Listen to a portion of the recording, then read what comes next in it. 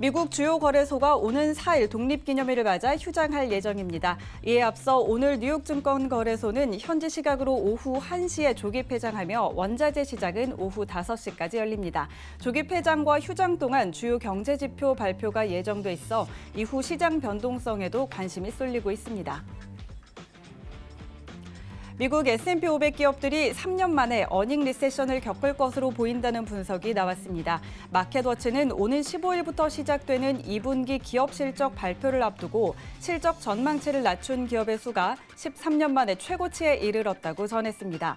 또한 505개의 기업 중 사전에 실적을 공개한 20개 기업의 전년비 주당 순이익은 14.69% 급감한 것으로 알려졌습니다. 국제통화기금 IMF가 수익률 곡선 역전이 미국 경제의 테일 리스크를 더 악화시킬 수 있다고 우려했습니다.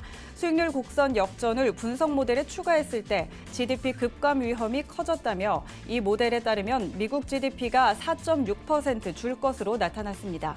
수익률 곡선 역전은 3개월과 10년 국채 수익률 차이로 나타내며 경기 침체 신호로 볼 수 있습니다. 로레타 메스터 클리블랜드 연은 총재가 향후 금리 방향을 말하기는 이르다고 주장했습니다. 메스터 총재는 경기 전망이 악화하면 금리를 내릴 수도 있겠지만 금리 인하가 경제에 도움이 될지는 모르겠다고 지적했습니다. 또한 금리가 유지되면서도 물가 목표를 달성할 수 있다고 강조했습니다. 수익률 곡선 역전이 미국 경제의 테일 리스크를 악화시킬 수 있다라는 분석이 나왔습니다.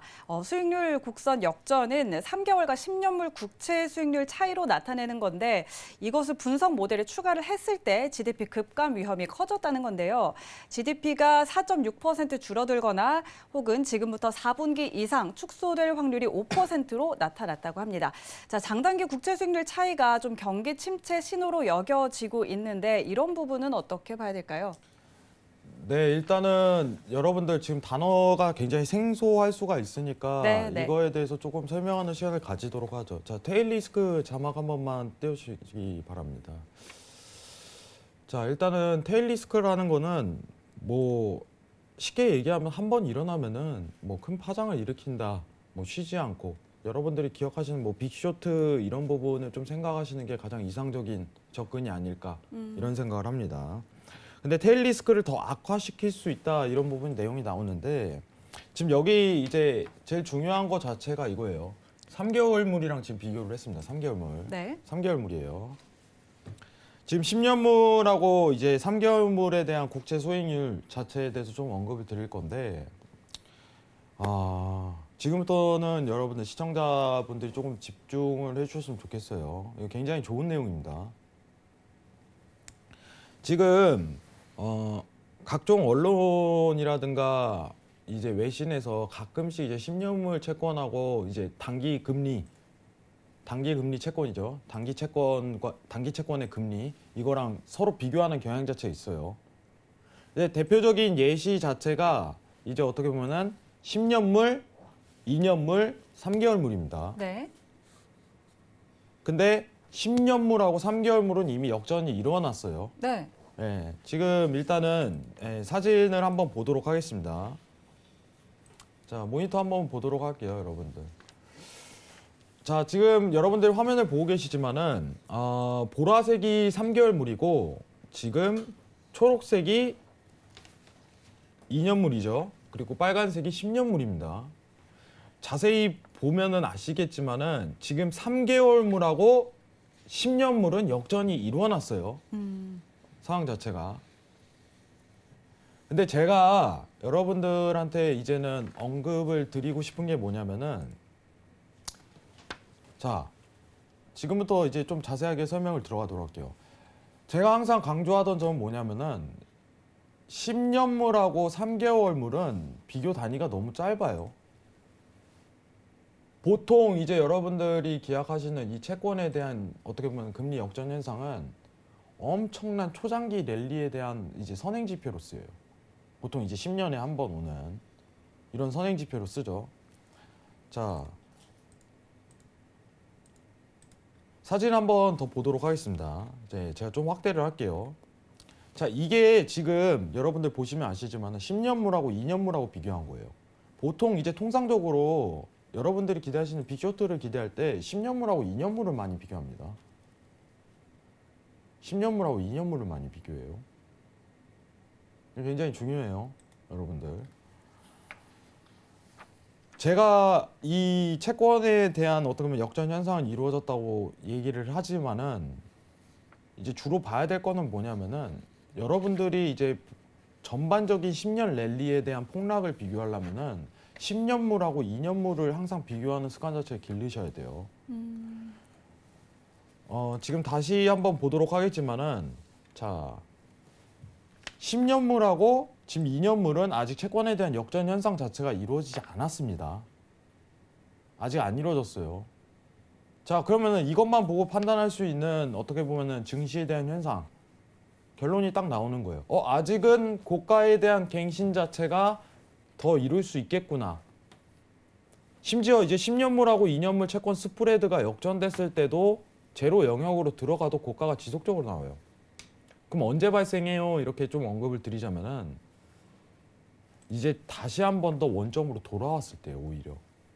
채권 역전이 됐다가 다시 원위치가 됐을 때 그때 빅쇼트가 나올 가능성이 굉장히 높아요. 근데 아직도 멀었어요, 모멘텀 기간 자체가.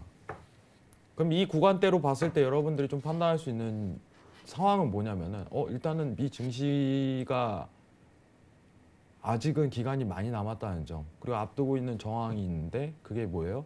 미국 대선입니다, 내년에. 그럼 미국 대선 때까지는 증시에 대한 상승 랠리가 지속 가능성이 굉장히 열려 있다. 이런 간단한 내용 자체가 나와요, 이 채권만 보더라도. 자, 이제 3번 헤드라인으로 다시 넘어가 보도록 할게요. 자, 급감 위험이 커졌다고 지금 내용 자체가 나오지만 제가 이 외신 이제 헤드라인에서 언급 드릴 수 있는 부분은 뭐냐면은 10년물과 3년물을 비교하는 거는 오히려 좋지 않다고 판단을 드립니다. 오히려 2년물하고 비교하시는 거를 저는 권유드리는 입장이에요. 그 모멘텀 자체가 지난 30년 동안 반복되었던 행동이기 때문에 이게 바로 역사예요. 어떻게 보시면 이게 징조고, 근데 아직까지 그 징조가 나오지 않고 있다는 거는 증시에 대한 랠리가 추가적으로 이어질 가능성이 굉장히 높이 평가된다. 우리는 그 사이에서 이슈를 가지고 증시에 대한 방향성을 보도록 많이 노력을 해야 됩니다.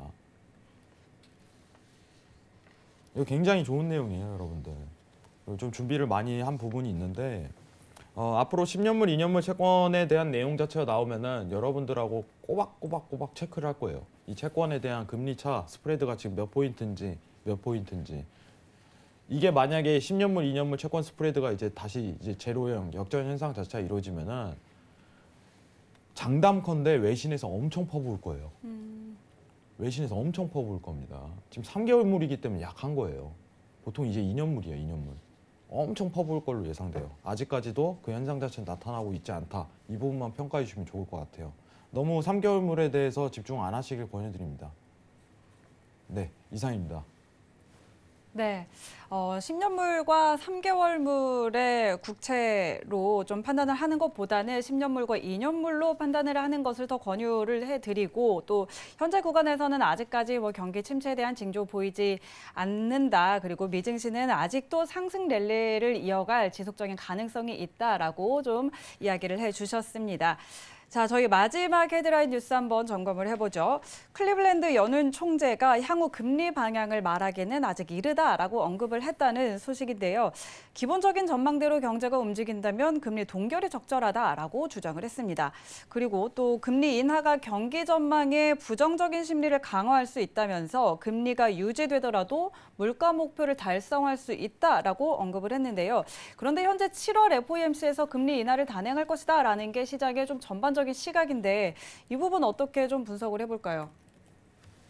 네, 일단 여기서 나오는 향후 금리에 대한 방향은 말하기 일러 자체는 일단은 이제 개인 한 총재의 얘기죠. 그렇죠. 일단은 7월에 있을 금리 인하 자체가 가능성이 굉장히 높다 이렇게 평가드리는 부분이 있었고요.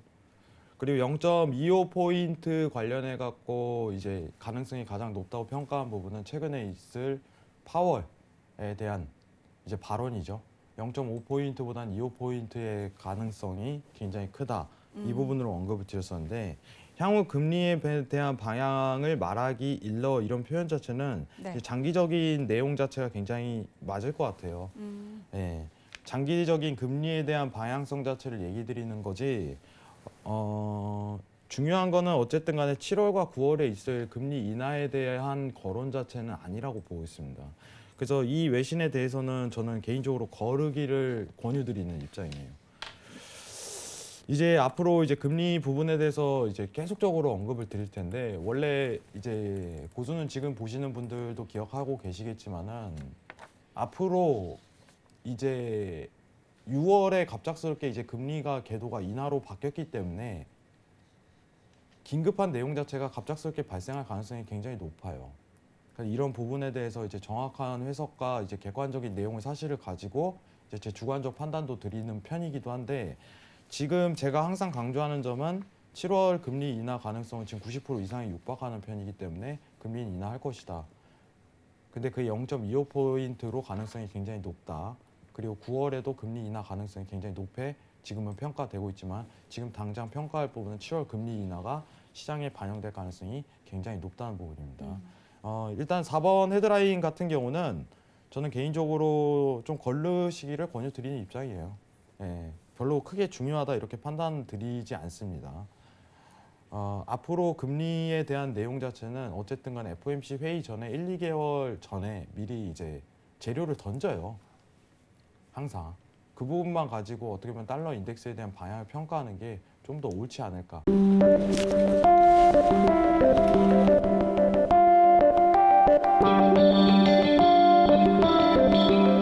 글로벌 경제 채널 서울경제TV